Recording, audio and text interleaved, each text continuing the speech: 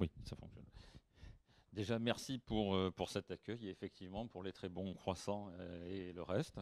Et merci aussi pour cette invitation au nom du consortium tout entier.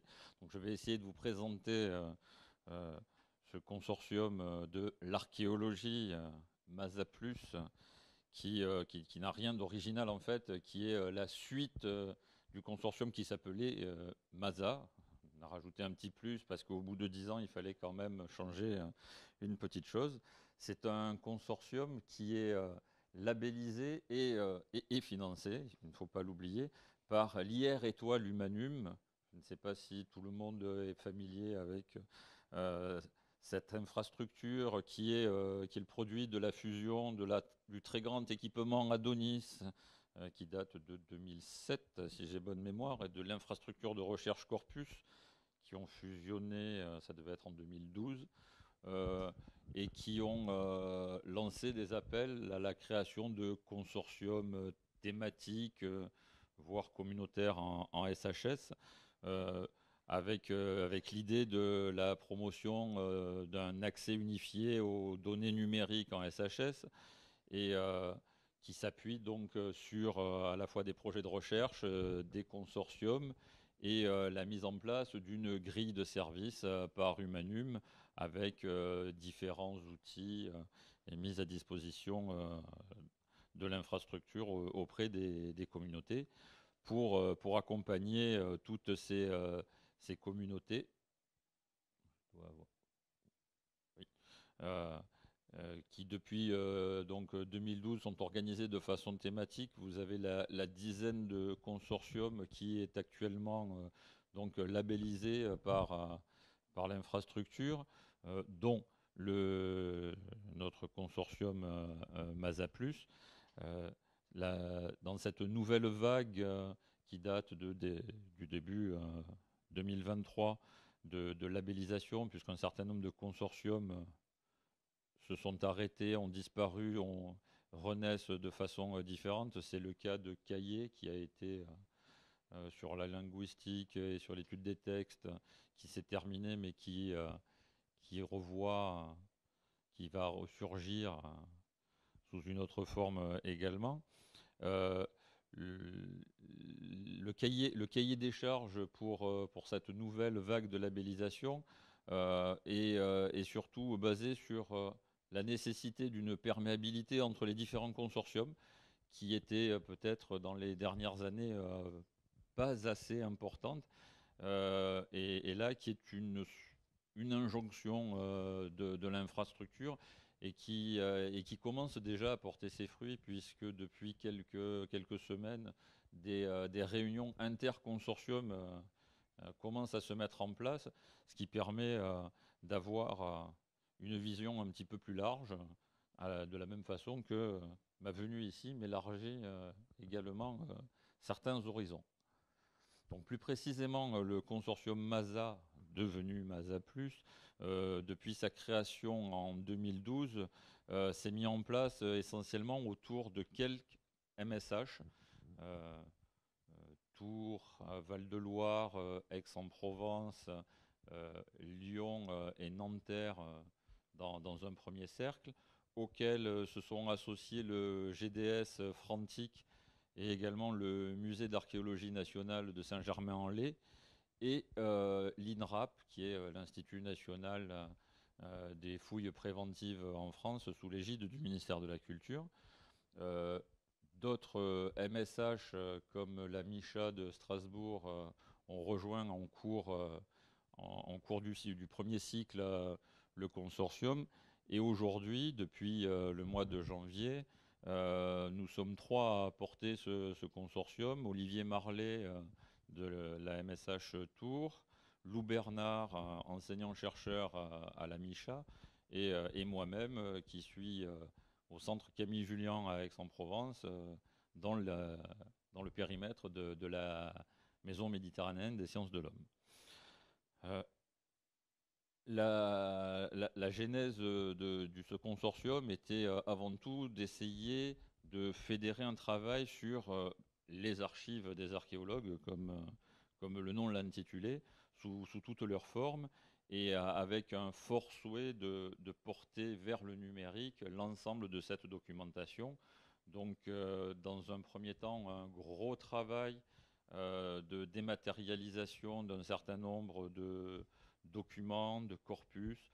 Euh, le consortium a apporté dans ces premières années des aides financières justement à ce niveau-là pour permettre une mise à niveau et tout en faisant évidemment cela dans la promotion des bonnes pratiques, des principes FAIR pour les données numériques et avoir l'application tant que possible de ces bonnes pratiques et le développement d'outils ou l'utilisation d'outils répondant évidemment à ces principes. J'ai juste mis quelques exemples, mais pas des moindres, des réalisations ou des soutiens apportés par le consortium ces dernières années, notamment au gestionnaire de Thésaurus OpenTeso, sur lequel je reviendrai un petit peu plus loin, ou la plateforme OpenArcheo qui est une plateforme de web sémantique pour l'archéologie et d'interrogation pour avoir des requêtes via un Sparkle Endpoint, mais avec une interrogation un peu plus conviviale pour des archéologues non informaticiens et quelquefois réfractaires. Et un gros travail a également été fait ces dernières années sur l'élaboration d'un modèle de plan de gestion de données pour tous les projets archéologiques. Donc Masa Plus vise à continuer cet accompagnement de la communauté archéologique avec cette fois un passage à l'échelle, c'est-à-dire que de ce premier cercle assez restreint, il faut le reconnaître, par rapport à l'ensemble de la communauté archéologique française, nous allons essayer, j'espère réussir dans les 4 années de la labellisation, à vraiment avoir un élargissement de la communauté, du consortium lui-même. C'est déjà un effort conséquent. C'est ce qu'on disait dans les couloirs tout à l'heure, le dialogue entre les différentes sous-communautés archéologiques, qu'elles soient thématiques ou chronologiques, c'est pas toujours évident de faire dialoguer tout le monde. Donc on avance à petits pas, mais l'idéal est d'aller vers une science la plus ouverte possible. Maintenant, c'est une injonction, donc la communauté est forcément plus sensibilisée à la chose qu'il y a une dizaine d'années où on nous a traités de geeks joyeux et sympathiques, mais on n'avait pas besoin de ça au départ. Heureusement que l'histoire nous a donné raison quand même, pas que l'histoire. Et donc l'idée, c'est d'ouvrir d'ici 2026. L'objectif, c'est d'avoir un maximum de jeux de données dans le load. On va voir. On y croit fortement. On y croit d'autant plus fortement que je suis fier, enfin, je ne suis pas le seul, c'est toute l'équipe a construit ce qu'on a appelé pompeusement notre écosystème numérique, qui dans le premier cercle montre on n'a rien inventé, on a suivi le cycle de vie de la donnée et on a essayé à chaque étape d'appliquer des bonnes pratiques. Le CNRS a trouvé que c'était assez intéressant pour nous offrir généreusement un cristal collectif l'année dernière. Donc, preuve que avec une petite étiquette supplémentaire, ça suscite de nouvelles vocations et c'est toujours très intéressant. Nous nous sommes également appuyés sur la rédaction d'un guide de bonne pratique qui est dans la version actuelle du consortium Masa Plus, qui sera un des grands livrables à la fin des 4 ans, qui sera la mise à jour de tout ça, avec notamment toutes les thématiques qui n'ont pas été traitées dans la première version ou qui n'ont pas été assez bien approfondies, mais on a déjà une base de travail qui nous permet. Alors l'idéal, le vœu pieux est d'avoir une version multilingue de ce guide des bonnes pratiques, parce que ce que j'ai oublié de dire, parmi les partenaires du consortium, nous nous sommes ouverts également aux UMIFRE, qui sont les unités françaises d'archéologie à l'étranger. Donc on a une forte demande de multilinguisme, et notamment surtout le volet arabisant, puisque c'est quand même une bonne partie de notre fonds de commerce, il faut le reconnaître. Donc les enjeux et les objectifs de ce consortium, ben, c'est voilà, de mettre à disposition un maximum de jeux de données et d'élargir le nombre de participants pour réaliser ce passage à l'échelle, mais également un des grands enjeux que l'on s'est fixé dans cette version-là, c'est de mener une réflexion sur l'impact justement de ces humanités numériques dans la communauté, et d'arriver à avoir, à l'échéance des 4 ans, l'apport réel justement de mettre à disposition une masse de données plus importante, et de savoir si des réflexions scientifiques nouvelles peuvent en découler. C'est ce qu'on va essayer d'étudier, notamment dans les groupes de travail qui ont été mis en place, qui ont en partie repris la suite de ce qui existait dans la première version, mais où là, une place, enfin, non pas centrale, mais une grande place est faite au vocabulaire, notamment autour des thésaurus et de la normalisation des vocabulaires à utiliser. C'est un vrai travail de pèlerin de certains dans le groupe, que de convaincre qu'il faut arrêter d'utiliser son propre vocabulaire pour chacun de ces jeux de données, et que ça simplifierait les choses si on veut vraiment partager. Le travail y est. Une des grosses nouveautés de cette version du consortium est le travail sur la spatialisation de l'information.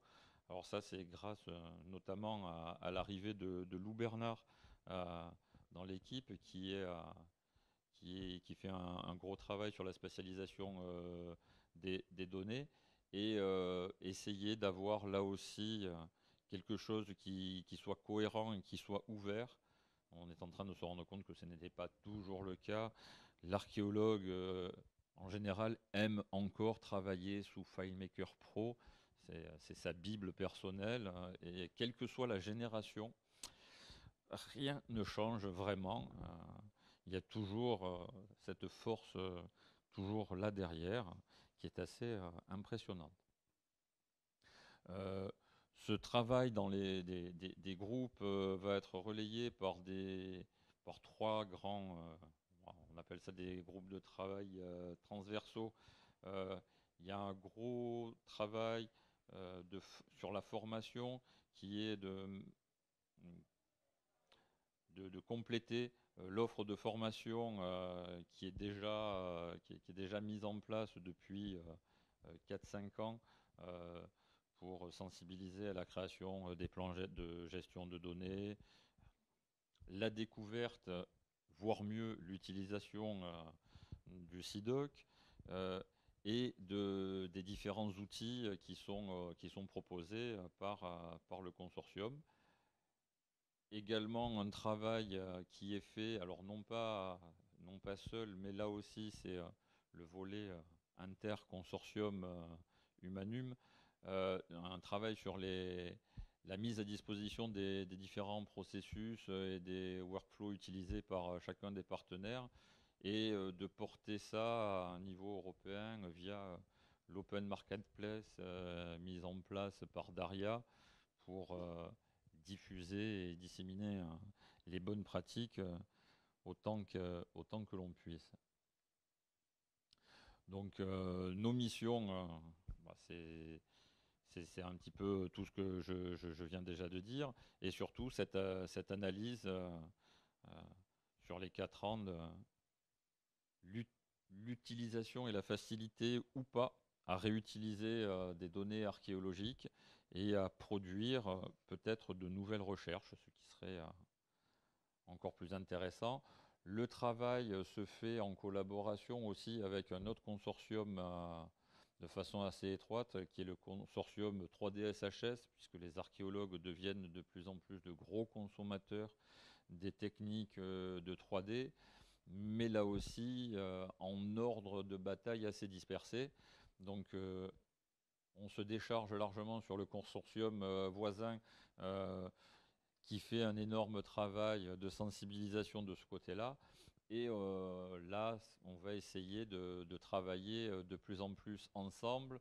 La vraie collaboration, en fait, s'est mise en place avec, j'ose pas dire le mot opportunité, mais avec la catastrophe de Notre-Dame de Paris et toute l'équipe qui s'est mise en place, des membres des deux consortiums et l'INRAP qui était en tête de pont sur les travaux, ont fait que une fédération de bonnes pratiques et sur un terrain qui regroupait énormément de métiers différents a permis justement de commencer à mettre en place un certain nombre de process qui mériteraient justement d'être maintenant largement utilisés dans d'autres domaines. Et je ferme la parenthèse là-dessus.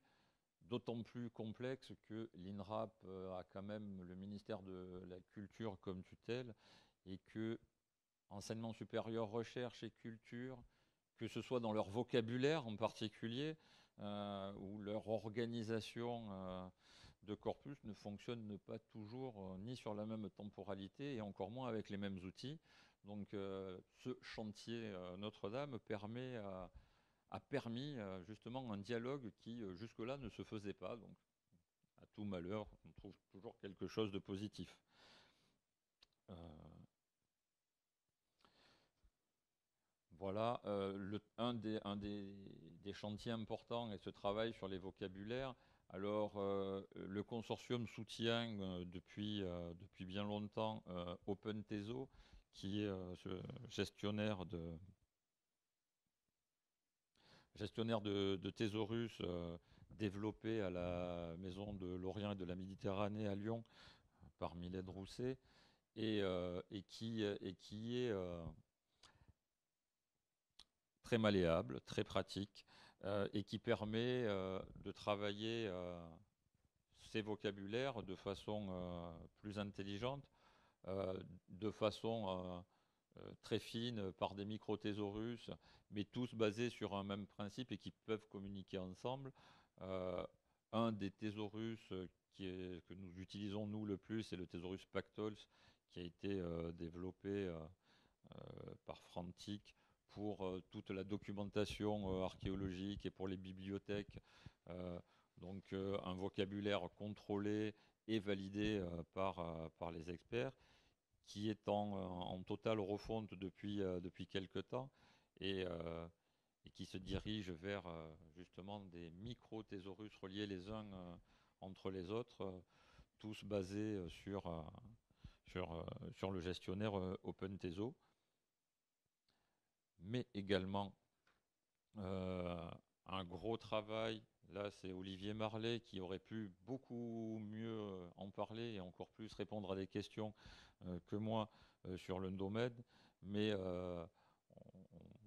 on a pris là aussi notre bâton de pèlerin pour essayer d'avoir une meilleure structuration des données, des informations dans l'ensemble des données que les partenaires veulent bien partager au sein du consortium pour arriver à modéliser les choses et à utiliser une ontologie en tant que couche d'interopérabilité pour faire dialoguer des données qui ne sont pas toujours facilement exploitables quand d'un côté on a des jeux de données sur une chapelle mérovingienne au fin fond du Val-de-Loire ou de la Bretagne et de l'épigraphie euh, antique romaine en Afrique. Euh, de prime abord, il y a pas beaucoup de liens, mais quand le nombre de jeux de données augmente, les interrogations peuvent devenir de plus en plus intéressantes. Rapidement, euh, c'est une modeste représentation du processus pour porter nos données vers le web sémantique avec les outils qui sont mobilisés. Euh, Majoritairement des choses qui existent, qui ne nous appartiennent pas, euh, mais, euh, mais également des choses que nous essayons de développer au sein du consortium. J'ai encore 5 minutes. Hop, je suis bon. L'intérêt du consortium, ça a été de mettre en place donc un triple store, pompeusement appelé Open Archeo, pour permettre la dissémination de nos jeux de données depuis ce triple store vers le reste du monde. Et la réflexion se fait de savoir s'il y a une nécessité de démarche pour améliorer cet entrepôt, à aller vers une certification, euh, non pas que ce soit un gage réel de confiance, mais pour les utilisateurs, psychologiquement, il y a une nécessité d'éprouver le fait que de fournir leurs données quelque part qui soit assuré de pouvoir pleinement fonctionner, euh, lèverait certaines barrières et nous permettrait d'agrandir un peu plus nos champs de compétences. Pour cette idée aussi de reproductibilité de notre travail, euh, on est assez sensible à ce gros travail de documentation des processus qui n'est pas simple à faire à accepter à l'ensemble des participants et des utilisateurs. Mais bon, ça, je crois que ce n'est pas une spécificité, quoique. Euh, et être attentif à la qualité des métadonnées qui peuvent être associées aux données reste encore un travail au quotidien, parce que tout le monde ne voit pas l'intérêt de la chose de la même façon. L'idée, donc, c'est de porter sur l'Open Marketplace de Daria, puisque la possibilité maintenant est offerte de mettre les workflows qui sont utilisés à disposition de la communauté et au-delà, afin qu'il y ait une homogénéisation des pratiques euh, qui faciliterait quand même grandement le travail. Et dans notre mission de consortium pèlerinage, là aussi, euh, donc la plateforme web sémantique Open Archeo pour une meilleure interrogation et surtout une réelle utilisation par les archéologues. Une interface homme-machine a été réalisée, le SPAR Natural, pour, qui permet de rédiger des requêtes de façon plus conviviale à partir des concepts que les archéologues arrivent mieux à manipuler en quelques clics de souris plutôt que de faire des requêtes informatiques qui rebutent la majorité de mes congénères. Donc le consortium a financé Spar Natural qui est totalement ouvert et qui a été notamment maintenant repris par la BNF qui l'utilise également comme interface et qui est voué à être bien évidemment mutualisé le plus largement possible. Le travail de Thomas Francard là-dessus a été assez exceptionnel. Toujours, je vais toujours dans les missions divines que nous nous donnons, essayer de sensibiliser un maximum la communauté au CIDOC. La première approche d'ailleurs a été très intéressante puisqu'on boucle avec le sujet précédent, enfin pas le sujet mais le lieu précédent, puisque Héraclion est vraiment le centre très intéressant et névralgique. Et le fait de faire des formations à Héraclion a bizarrement intéressé plusieurs personnes pour se déplacer. Je ne comprends pas pourquoi, je ne vois pas. Je ne vois pas pourquoi c'était devenu si intéressant de parler ontologie. Bon, ceci étant, il y a un jeu de cartes à but pédagogique qui a été réalisé pour les formations, où autour d'une table, on peut physiquement manipuler des concepts, ce qui rend bien plus abordable les choses pour les gens qui, comme moi, à la base, ne connaissaient même pas le mot ontologie il y a quelques années. Voilà. Et le consortium a également contribué à apporter donc ce jeu de cartes à un jeu maintenant numérique, virtuel, téléchargeable à l'adresse indiquée. Jeu, oui, où on peut s'entraîner à gérer les concepts de façon très ludique et redoutablement efficace, je dois dire, parce que la prise en main étant assez simple. Sur la base ludique, c'est vraiment... l'archéologue est très ludique, en fait, c'est pour ça, je crois. Et ce côté manipulation physique de quelque chose qui ne l'est pas a vraiment aidé une partie de la communauté. Après, voilà, la communauté est large et le travail reste encore long. Mais nous ne désespérons pas et nous espérons que rapidement, au moins au fil des années, le nombre de scénarios disponibles pour le jeu pourra s'agrandir en fonction des jeux de données qui viendront au sein du consortium. Une collaboration avec l'INIST également. Nous sommes en train de voir comment proposer différents supports à la plateforme de formation en ligne d'Oranum, avec l'offre de formation que nous avons pour pouvoir la porter sur cette plateforme et donc ouvrir là aussi les choses de façon plus large. Et je vais arrêter d'abuser de votre temps.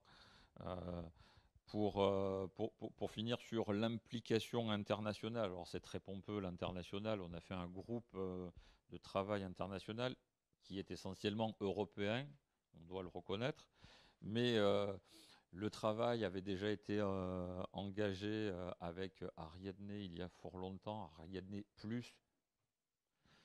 On n'est pas allé chercher loin, nous aussi les noms, on a rajouté un petit plus comme tout le monde. Et les liens avec ces structures européennes et notamment Daria, dont Humanum est très très impliqué là-dedans, donc demande à l'ensemble de ces consortiums aujourd'hui un passage nécessaire à l'échelle européenne. Et c'est là-dessus que je finirai. Ce n'est pas le consortium lui-même, mais quand même.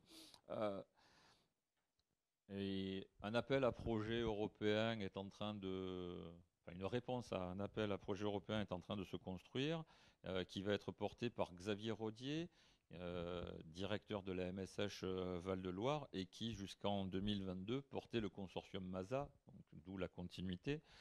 Sur le cultural heritage. Et là, l'appel à projet concerne la création d'une plateforme pour un cloud collaboratif européen pour le patrimoine matériel et immatériel. Donc ce projet va être porté par le CNRS, le CNR italien et la Fondation des sciences du patrimoine. Donc pour la France et le CNRS et l'Institut national des sciences humaines du CNRS, c'est Xavier Rodier qui, depuis quelques mois, commence à avoir des cheveux blancs. Bientôt, on n'aura plus de cheveux, puisque le projet doit être déposé au mois de septembre. Évidemment, même interaction que précédemment. Tous les partenaires sont les bienvenus. Et un appel a été lancé pas plus tard qu'en fin de semaine dernière pour que des acteurs du patrimoine puissent s'investir dans ce projet. Puisque l'idée, c'est que l'ensemble des partenaires, essentiellement les labos, histoire, archéologie, mais surtout l'ensemble de nos partenaires, les musées avec lesquels on travaille sur les études de collection et autres, arrivent à intégrer ce projet qui a été appelé European Cloud for Heritage Open Science, ECHO, en espérant qu'il y ait un très fort écho. C'est pas moi qui ai trouvé le nom. Et donc, le consortium Alsaplus est fortement impliqué dans la construction de ce cloud, en espérant qu'une partie des outils de l'écosystème que nous avons mis en place dans la communauté archéologique, dans l'ensemble des communautés des consortiums, puisse être porté à ce niveau-là. Et advienne que pourra. On verra bien d'ici quelques mois si cette implication va prendre le pas sur le reste du travail du consortium. J'espère pas. J'espère qu'on aura encore un peu de temps pour faire autre chose. Mais voilà.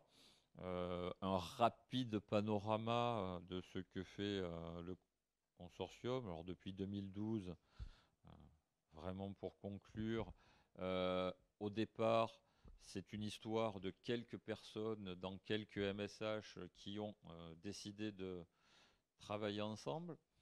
Au fur et à mesure des années, la communauté s'agrandit, donc c'est très positif.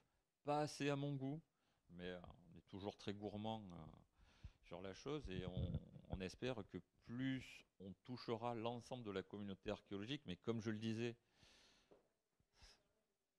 même si c'est en ligne, mes collègues ne m'écoutent pas tous, c'est quand même à la base une histoire d'antiquisants classique sur le territoire français et qui émarge aussi en grande partie sur l'Afrique du Nord, mais guère au-delà. Et la communauté archéologique française travaille bien au-delà de ce périmètre et sur des périodes chronologiques bien plus larges que sur celles pour lesquelles nous avons émargé. Petit détail là aussi au sein des consortiums, les médiévistes ont eu leur propre consortium qui s'est arrêté, qui n'a pas été renouvelé. Les travaux n'ont jamais été mis en commun, d'où les demandes du MANUM maintenant d'avoir un vrai travail inter-consortium. Et on est en train de s'apercevoir qu'on risque de faire une certaine économie d'échelle tous, et surtout une économie de temps et de moyens. Donc c'est les 4 prochaines années qui diront si le virage et l'élargissement aura bien fonctionné. Je vous remercie.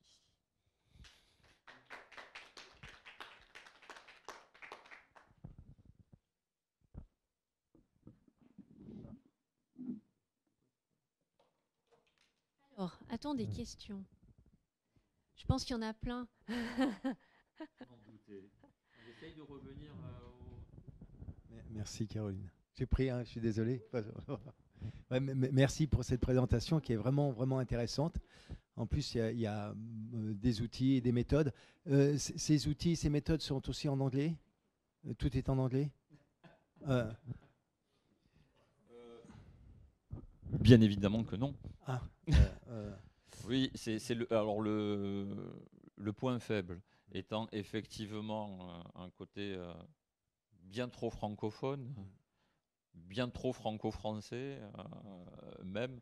C'est un petit peu voilà, notre point faible jusqu'à maintenant, mais on essaye de se soigner. ouais. Alors, c'est des choses qui nous intéressent même au niveau de Talos, hein, puis si on a un informaticien, c'est-à-dire s'il y a une dimension qu'on a embauché, qui est spécialiste du web sémantique, une collaboration qui permettrait d'angliciser, c'est des choses qui nous intéressent.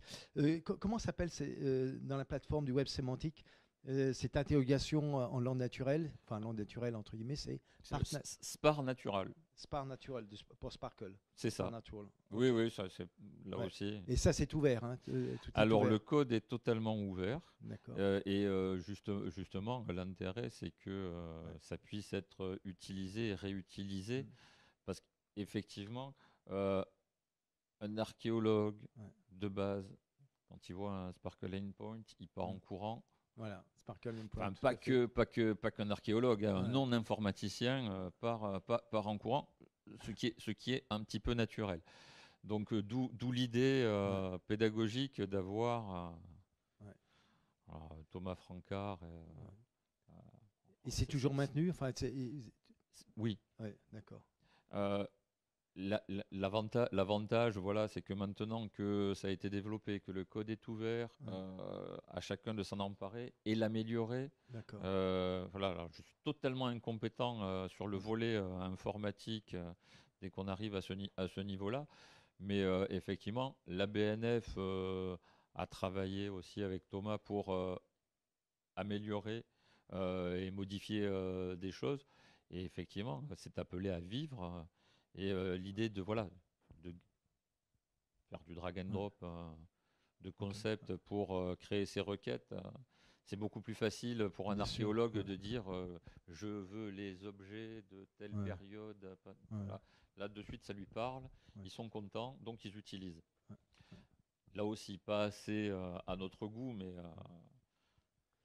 Sur la partie sur la formation sur Sidoc CRM, on a accès ensuite à un export de type RDF pour voir. D'accord. Et juste la dernière question concernant les offres de formation, est-ce qu'elles sont gratuites et en anglais ou... Alors, elles sont pour l'instant plutôt gratuites. Si ce n'est que si c'est pas une formation en ligne, puisqu'il y a une bonne partie qui a été structurée pour être en ligne. En ligne, oui, justement. Quand c'est pas en ligne, à la limite, on demande le gîte et le couvert. Tout à fait. Ouais. Voilà. Mais elles sont aussi en ligne. Ouais. Mais l'idée, c'est de l'offre s'est construite pendant la période d'isolement obligatoire, donc à la base, ça a été fait pour ça. Par contre, sur le côté ontologie, c'est mieux de travailler physiquement avec des gens dans une salle plutôt qu'en ligne. Là, on a fait une séance de travail il y a quelques semaines. C'est beaucoup moins fun qu'en vrai, quoi. Merci, c'est vraiment très, très intéressant et on est très intéressés. Et aussi, bien sûr, pour le consortium. D'ailleurs, je m'excuse parce qu'en fait, il y avait des messages comme quoi on ne voyait pas la suite des diapos. Qu'on n'a pas vu, justement, parce qu'on était trop captivés par Bruno. Comment ça, on n'a pas vu? Apparemment, c'est resté bloqué. Voilà. Donc, ici, c'est pas resté bloqué. Ouais, ici, chez nous, c'était pas bloqué. Parce que c'est ça, je me retournais de temps en temps pour voir. Donc, pour ceux qui voudraient revoir, dans tous les cas, on va remettre en ligne. Alors, vous avez le live sur le site de la MSH, si vous avez du mal à suivre. Et sinon, on va rediffuser je vous enverrai à tous le lien a posteriori, donc vous pourrez revoir la présentation de Bruno. Merci. Alors évidemment, j'ai beaucoup de questions, mais je vais juste en poser 2-3, puis éventuellement on pourra discuter tranquillement. La première question, vous parlez de l'ouverture de MASA sur d'autres domaines. Qu'est-ce qu'il en est, par exemple, moi je suis plutôt historien des sciences et des techniques. Est-ce qu'il y a des prospectives dans le domaine de l'histoire des sciences et des techniques, mais sur des périodes qui sont un peu plus contemporaines? ou même avec les anthropologues des techniques, des choses comme ça. Ça, c'est une première question. Et puis, j'aurais une question, le reste, on pourra en discuter tranquillement. C'est sur la question d'un travail en termes de modélisation des connaissances en intégrant en fait SIDOC CRM, qui est l'outil principal. Euh, euh, Quelles sont les difficultés que vous avez de traduire effectivement les concepts d'archéologie dans le SIDOC CRM? Et ça a donc, je crois, impliqué la création d'une extension spécifique, mais est-ce que ça résout tous les problèmes ou pas? Voilà, merci. Non, alors pour commencer par ça, évidemment, ça ne résout pas tous les problèmes. Et surtout, je pense que le principal problème, c'est d'arriver à faire que pour chaque concept, l'ensemble de la communauté soit d'accord. Et voilà, le point faible, c'est que nous ne sommes effectivement pas représentatifs de l'intégralité de la communauté. Ça ne sera jamais possible de toute façon. Donc il y a forcément des biais. Euh, Plus on arrivera à élargir les participants au groupe, plus on arrivera à lisser ces problèmes-là. Enfin, c'est mon avis. Mais ça risque d'être sur du temps assez long. Et ça rejoint le premier volet. Voilà, la base est une base d'antiquisants, non pas extrêmement raciste, mais comme toute sous-communauté, c'est pas péjoratif, on a des liens particuliers. Les laboratoires au CNRS sont assez généralement compartimentés sur les périodes chronologiques. Ça n'aide pas du tout, puisqu'il y a d'autres consortiums, comme je disais, les médiévistes qui travaillent essentiellement sur du texte, euh, mais aussi sur de l'image, hein, ne sont pas intégrés dans ce... Enfin, clairement, n'ont pas été réellement intégrés. Tout simplement, c'est la vie du consortium. C'est la MSH de Nanterre qui a été à l'origine de la création du consortium. La majorité des laboratoires qui étaient là-bas sont antiquisants. Ils n'ont pas tous été d'ailleurs partie prenante dès le départ, et c'est encore le cas aujourd'hui. J'essaye de réfléchir pour être politiquement correct, et je suis très peu doué dans ce domaine. Les rivalités réelles ou imaginaires entre les différents laboratoires d'archéologie, qu'ils soient d'un côté parisien, de l'autre côté au sud de la Loire ou au nord de la Loire, je crois que j'étais assez bon là-dessus, fait que c'est assez difficile d'être fédérateur. Je prends un exemple pour la gestion des fouilles. Depuis des dizaines d'années, un système d'enregistrement existe. Il s'appelle SISLAT. Il a été mis en place dans les années 80 par Michel Py, codé en hypercard à l'époque, un truc de fou, utilisé de préférence dans la zone entre Montpellier et Marseille.